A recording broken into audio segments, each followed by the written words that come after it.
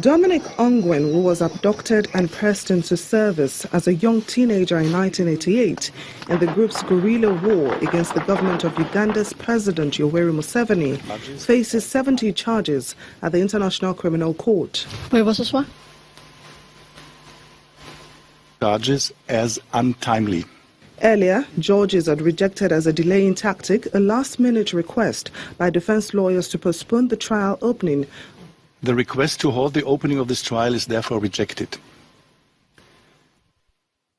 The request to order psychiatric and/or psychological examination to ensure that Mr. Ongwen understands the nature of the charges is equally rejected.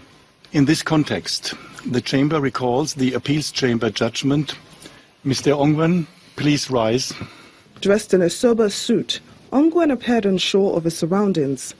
Asked to stand by judges, he rose only after the guards surrounding him interpreted the order with hand gestures. They interrogated Ongwen to establish if the unschooled rebel, himself abducted as a young teenager, was mentally fit to stand trial. Ongwen said he understood the charges, but insisted they were against the LRA and CONI, its leader.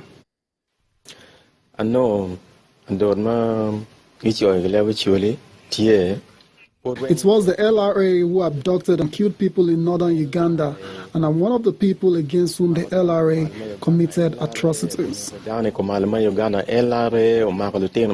Ongwen faces charges of war crimes and crimes against humanity for attacks on refugee camps in northern Uganda between 2002 and 2005, including committing or directing acts of rape, sexual enslavement, and of conscripting child soldiers. The charge sheet was expanded to focus on sex crimes when Ongwen gave himself up last year after a decade on the run. The case is the first to charge forced marriage and forced pregnancy, where women are made pregnant against their will. The ICC brought charges against Ongwen, Joseph Kony, and 4 others were believed dead in 2005.